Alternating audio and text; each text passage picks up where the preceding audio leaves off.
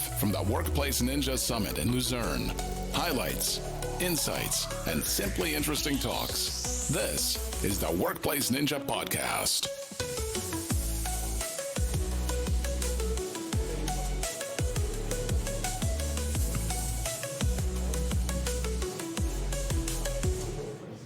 And we're back with a new recording on the Workplace Ninja Summit in Lucerne. Second time, new people on the table, and we will talk about some security stuff. So that will be fun, I guess. My name is Frans Oudendorp, and I have with me Harjit. Hey, I'm Harjit. Still here in the building. And I have a co-host, Alex. Hi, this is Alex. Alex Benoit from Germany. And Harjit is from Vermont, USA. And we have Ramya on the recording. Welcome, Ramya. Thank you for having me back. It's lovely to be back at Ninja, though in a different role this time, but super happy to see all of you and super happy to connect with many of the people that I met with last year. So that's been amazing. Yeah, and new role. So let's dive in a bit on that topic as well, because last year when we talked to you were in the Intune team. Yes. VP for engineering, was it at that time? Yes. What you transitioned to a new role? What was that? Okay, so let me talk about that. In fact, I start with a joke because Steve and I, Steve used to own product in Intune and I owned engineering in Intune, and we did 4 keynotes in a row. And last year at the keynote, he committed saying me and he will be back to do the 5th anniversary. So I could not break that tradition. So I'm back here for doing the keynote. However, this is on security. So what my new role is I'm accountable for product and engineering for 3 of the Defender suite of products. So that is Defender for Office, Defender for Identity, and Defender for Cloud Applications.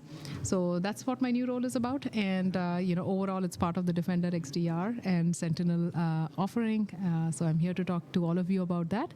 And I love it. We love that, Alex, because we talked last year on Intune, but we're more into the security space. So we love that you welcome in that area. So we love that.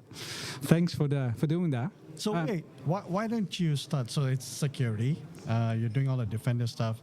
Why don't we get into SFI? Yeah. How all of this plays into it, and what is your role in that, and how are you doing it? How are you doing SFI? Right. So first of all, to Harijit's question, SFI is what we are calling the Secure Future Initiative. So as Satya has spoken about this externally, and what it is, just to give a little context, and then I'll jump right in.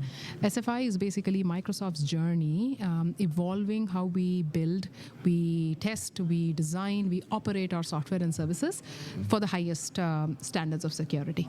So we think of it as a real focus from Microsoft, because we have our accountability, not just for ourselves as Microsoft, but for our role with the enterprise, given our customers, and doing our best. And in all honesty, there was room to do better. Yeah. So that's where you see us talking about it externally. In fact, there's a blog coming out in the next 8 days. Highly encouraged to see that talks about our progress on security and where we are still behind and we need to do more. My role in security, there are 2 things. So I play 2 hats. Not just I have a new role, I have a second job these days, which is I am accountable for SFI for the Microsoft Security Division, which covers Intune, Entra, Defender, of course, and then Purview.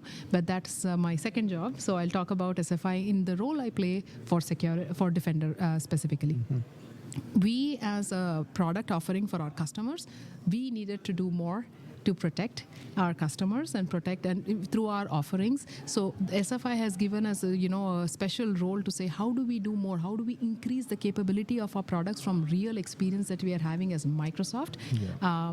So I hope that paints a picture of the dual role. And I think it's important, like this came from Satya, right? And it was about, I can't remember the quote, but it's more like, if you're working on something else, priority to, security is always a priority. So I heard him say this firsthand because we were all in a meeting with him and he said this. So I'll quote what he said. He said, if you are in a dilemma and you have X to do versus security, you pick security. Exactly. So there was a very pointed question at him and it was a very pointed answer to be very clear with us that security is above everything else. Yeah, because this shows that security is so important to us, right? And for our customers. Right. And that's the role we play. play, right? In Defender, that's what we're here to talk about. I know the population is primarily from the endpoint management and device management space, but there is a very strong correlation, and I would call it a virtuous cycle. What I mean by that is security incidents, and especially with the cybersecurity attacks picking up, there's going to be attacks that will happen because they evolve. It's a constant cat and mouse game. Yeah. So when an attack happens, there are incidents that come from it, and we learn from it, and that feeds into the posture and the IT side, which is configuring for best security practice in the first place. So it's a whole cycle. So these products work together in unison to provide best security posture and management for companies. Wow, that sounds like a lot of work. How do you approach such a big challenge? It's for my lesson learned, and it's been 6 months for me in the new role. My lesson learned is to never be complacent. If you settle down saying that you have achieved it, you are absolutely delusional, right? So the job is really to stay on top and to never just be satisfied, because the minute you solve for an attack, a new vector picks up. AI is the hype everywhere. So now you can imagine defending using AI, but defending to protect AI. So there is, initiatives like that, which is as the industry rises with AI, the threats rise that leverage AI. It's a catch-22 situation. Yeah. So it's really interesting from that perspective. But here is the thing that, makes me excited to go into work. It's you are fighting the good fight. You are on the good side, and we are defenders, So that gives you the strength, to go through this, because you're doing the right thing, not just for Microsoft, not just as a business, but for the industry as a whole. Is there any specific part in that whole, area that you like the most? Is that AI? Is that a specific product? Is there any sweet spot that say, yeah, that's where? I tell you the thing that stands out to me most. Yes, I have 3 Defender products that I own, and there's others. There's Defender for Endpoint, there's Defender for Cloud, there's Sentinel. But the thing that keeps us and sets us apart is we as Microsoft are probably in a very unique position to complete that cycle. Correct. What I mean by that is not only are we getting the insights, I have seen other companies, they're either into posture or IT and device management, or they do security and defending. We are able to complete the picture. And we have probably the largest, I think it's even the world's largest security research workforce, who are day in and day out looking for these insights, adding new detections. So we are combining the power of both. We are taking the detections that research, the cutting edge research is bringing to the table, and we are taking the learnings. And that comes because we are Microsoft, right? So combining across our security offerings, whether it's identity, whether it is Intune, whether it is Purview, whether it is M365, nobody gets this amount of signals. And here is a sweet number to share: 78 trillion signals a day.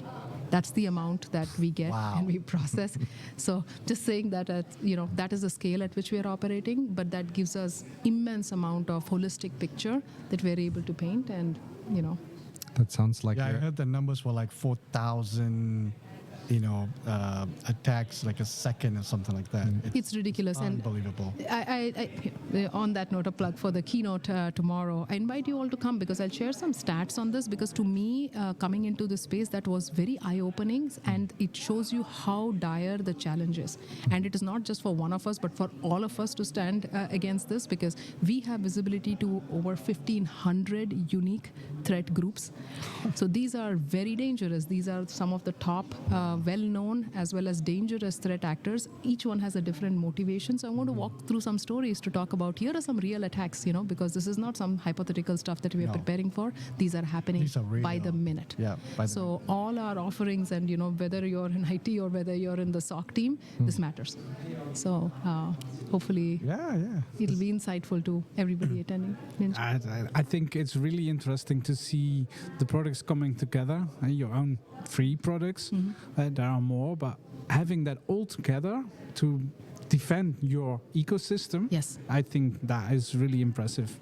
With all the numbers that you share. Yeah, definitely. Yeah. So, check out the session tomorrow. Like I said, you'll see me talking less about the individual product lines, because the power, you said, what is the one thing? The power is in the suite. The power is because we are a unified platform, and we have that unique position to drive this virtuous cycle that few others in the industry can. So. How big is the part of AI in that?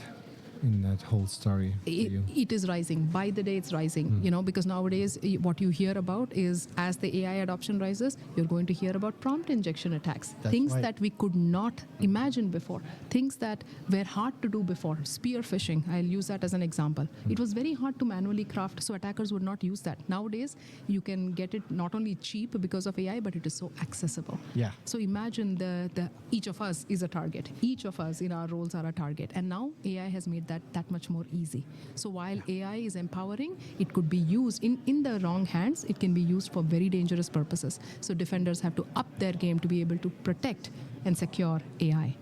So it's security for AI and it's AI for security. Yeah, the same thing happened with like PowerShell.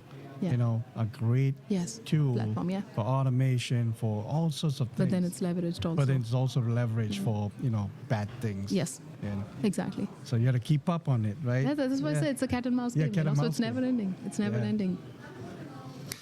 Yeah, and also the attackers do use AI to improve their skills, right? So I earlier last week read a very interesting research paper that said the thing that attackers in the past had to group up for ransomware as a service attacks, whereas you had the providers and then different people with different skills, now use AI the same way like we do to improve their coding skills, for example, or to improve the understanding of how do I, for example, use or exfiltrate information, data, or how do I expose vulnerabilities in a good way. Things that were previously expensive for them to do, the threat groups here have now become very accessible because remember, money is not a problem for them. They are some of the most well-funded nation-state actors, are some of the most funded organizations across the planet.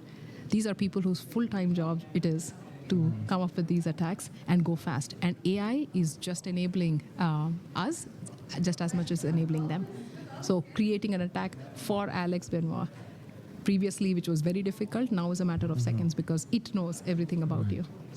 So, Ramya, what do you tell organizations like as much as Microsoft is putting pretty much everything into security and being really top priority. What do you tell organizations that have been like on the fence about security? They say they're doing security, and then you also hear about we don't have the budget or we don't have whatever. But what happens? What we see is that when they get attacked, right? All of a sudden the budget appears to fix those issues. How do you deal with that? See, the game here is, that's why I said reactive measures alone are not enough, which is why I keep going back to that virtuous cycle because you cannot just have enough capacity available to do proactive and reactive measures. So, you talked about the cases of, hey, budget suddenly appears. The thing I often see is until it happens to you, you think, oh, it will not be me. It cannot be me. But this is what I'm saying. So usually what you read in the news, you mentioned you read an article, the news talks about big companies getting attacked, right? Saying that, oh, these are nation state actors. They are going after financials. They are going after governments. But here is the fact. These cyber criminals are selling their operations as a service. So you mentioned ransomware as a service. So this is, imagine the fact that it just increases the lethality of the whole industry because now they are selling the services. So it doesn't have to be a nation state that's coming after you, but their sold services could come right after you. Being able to defend against those cannot be an afterthought. Otherwise, it's too late. I've also seen and heard about the industry changing how they focus on security. For example, insurance companies and stuff like that are now demanding, organizations need to have, all their checklists in place before they can be insured for cyber attacks and stuff like that too, which is a good thing, right? That's the proactive measure, right? Because it's like that is a proactive measure. That's the way to approach it. Because, like I said, the budget appears because when an attack has happened, you are spending money. Yes. So ultimately, it's a matter of are you being proactive and doing it without firefighting, or are you doing it in a firefighting mode? That's the decision companies have to make. Exactly. What is the coming back to your keynote? What is the main takeaway that you want people to understand in your session? So first thing what I'll say is that I would encourage, because there's, somebody, in fact, there was a customer meeting I had just now and they asked the question saying, what is the line, right? Is there a bright line between IT and security? And I think not, because of the cycle that I mentioned. there are defenders and SOC teams who are looking at the reactive measures, but who's bringing in the proactive measures? That's where you need the SecOps, that's where you need the Sec admin and the IT admin, because the cycle does not happen without both being in the picture. The takeaways for the keynote is few things. One, this audience is, security content, at least at a broad scale, is relatively new. So I want to spend some time talking about the strategy, the investments that we're making to paint a picture for those who it is relatively new to. But really, again, as always, I know this audience is technical, and so we're going to spend a lot of time showing our product in action so people can relate to exactly what value does it provide. So we're going to do a lot of demos. The takeaways at the end of the day is going to be, look, there's power in unification. I've talked about this, that virtuous cycle of reactive to proactive measures. And the third thing is Gen AI is powerful. So SOC teams get inundated with incidents. So we are going to give you a lot of offerings on how to supercharge your SOC teams so that you are spending your time on less on the drudgery and more on creativity. So we want to take away that from the SOC teams and give them more time to focus on proactive measures and not always have to spend their time firefighting. So we're going to talk about that in the keynote as well. You already sold me on the keynote when you mentioned there's going to be a lot of demos. This audience loves demos. Like I said, this is my fifth year doing it, so I have to, in fact, speak about that, saying that I'm here for the fifth time. Thank you, Ninja, again for having me over the years. So we love that. It's the first 2 times virtual, and the last 3 times, luckily, physical. Frans, the first 2 times I remember, we had like 100 people, in the audience. I think it was right in the thick of the pandemic. So it's amazing to see how you have, grown. 600? It's just crazy, So it's amazing. I'm very, very happy to see the growth and participation at Ninja. Thank you. Thank you.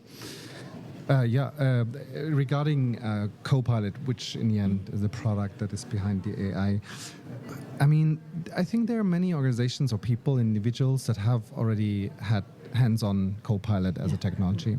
But still, I think organizations and especially SOC teams are holding back their excitement, I think, here and there with Copilot.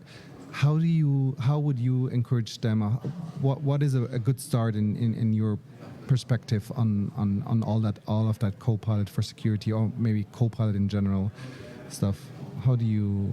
It's a tool for you to simplify and to optimize your SOC operations. What I mean by that is, it is not, I don't position Copilot as here is a thing you must do for security. Yes, you have SOC teams in that place. You have SOC teams whose job it is to make sure that you're staying on top of incidents and you're creating this virtuous cycle. Simplify those operations, because I can imagine, like if I had to draw like a picture of the time that we humans spend on drudgery versus creativity, a good chunk of that is drudgery. It's things we know how to do, and less on creativity because all our time goes in the drudgery. It's the same principle for SOC teams. How can you reduce that drudgery so that you're focused on creativity? Things that would take you hours to do, Copilot can enable you to do that in minutes and seconds. Leveraging that for things that can simply, remember it's a Copilot, it's not there to replace you. It is there to augment you and take away those tasks which are more cumbersome, but then ultimately you have to either spend your time or get the tool to do it for you. But in the end, it is somehow replacing automation, don't you think? I think automation, no, I actually think automation is different. The way I see automation is things that are done on your behalf without you in the picture. Yep. Things that you're approving and it's doing on your behalf. We do have those scenarios too. We have quite a bit of those because it's a combination of both. Right. I see Copilot as an augmentation to me. If I'm a member of the SOC, for me, Copilot is augmenting me. It is there along with me so that it can give me questions and support and answer those questions along with me. Automation is doing that on my behalf. I set something in motion saying here is something that I have high confidence on. It goes executes those for me. There's a difference between those two. Makes sense. But is there any chance, for example, that we could get Copilot also doing things for us, like executing real things? Like, for example, hey, I want you to, let's pick the easiest example. I want you to isolate the machine XYZ. Is that something that you're seeing is coming very soon? You're going to see, in fact, there is this term that you will see floating around a lot. Beyond Copilots, we're talking about this agentic scenarios, which are today the way you are integrating with any product, primarily is through a UX. The future is going towards where agents are talking to each other. Right. So it's going a step further beyond what you're asking, Alex, which is how is it going to take the thing I want to do, and you tell an agent, that agent talks to other agents to get the information it needs and takes the action that you intended in the first place. So you're going to see this even elevated further beyond just the API and UX surfaces that we interact with, but for agents to talk among each other, to execute those actions, to take decisions on your behalf. Also, the agent concept is improving the personal or the individual quality of that co-pilot technology, as it remembers who are you and what Exactly. skills It do you knows the have. context. It has the context Correct. in which you're operating. And you were saying that the agents talk to each other because some of them are maybe expert in Correct. something. Exactly. Is that your idea or your strategy vision maybe even to also improve the quality of interaction between teams? Because let's be honest, let's pick, for example, threat intelligence. TI is such a nightmare when it comes to time that you can spend, right? You can read for hours about threat intelligence, feeds, sensors, whatever, and you will not improve the overall quality, because if you don't stay focused, which is happening quite fast in when reading through TI, you lose track and you just spend hours. Do you think that the agent can also improve the quality between teams? You were mentioning SecOps. In the end, we also need IT guys. Absolutely, yeah. And that's exactly what I mean by agentic. Imagine there's an agent from the SecOps side, agent from threat intel that are able to talk to each other, agent from SecOps that is able to talk to agent from IT that are able to talk to each other. Again, to move away some of the drudgery, because as you said, you can spend hours and hours and hours on threat intel. Correct. How do you get the best insight to take an action for it? This is something you can delegate to the agent. This is something, and especially you will see us doing more in this direction because the information is already available. Content-based generative AI is great for content analysis, right? To act on content. So you'll see us this, whether it's large language models or small language models, a lot more scenarios coming into this space so that you can keep that focus, as you say. Very interesting. Very nice. Yeah, there is a lot to come, so to hear. Yes. To finish a bit up, you moved into the security space. Yes. There will be no change in the next few months. So next year you will also be on the same area. I hope so. I hope so, but I'll take from Steve's lesson, because my intent is always there. But Steve did commit us early to come back this year. But hey, I'm back here. She'll this year, be right? back. She'll be back. There you go. So if we can get you committed on a 10 years, A retainer. Yeah, but we love you. We love that you're here Yes. still. Yeah, So thanks absolutely. Such for an honor. joining and the insights. Even if you have other questions, probably we have, but let's do that offline. We should save the best for the keynote. yeah, Yes, we'll right. save it for that, and please Save do it for come. that. And I want to again express my sincere thanks to the Ninja team. Like I said, I would not have missed it, and I'm thankful for you to make the space and for us to talk about security with this audience. We love Thank you that. so much, We love Ramya. to do that, Thank you so much. especially us. So thanks for that. And if you are listening to this recording, like and subscribe. That's what we need to say. And if you are willing or whatever, look at the next recordings that we are doing. We get more deep dives on security, but also on Intune and endpoint management and identity. So don't forget that. Please tune in for the next few days. Thanks for listening to this recording. And follow Ramya on LinkedIn, because she posts a lot of great stuff. Lots more on the security area, but yes, I try to do my best to share the things that we learn. And in fact, I have a new idea to start talking more about threat intel and how that relates to people's daily actions, right? Why does it matter to you? So stay tuned for that. Thank you. What we will do, we will publish that in the description of the video and the Sounds good. recordings, Yes. and then people can have a look into that. Many thanks. Until the next time. Thank you, guys. Thank you so much. Thank you. Thank you, Frans. Thank you, Alex. Thank you.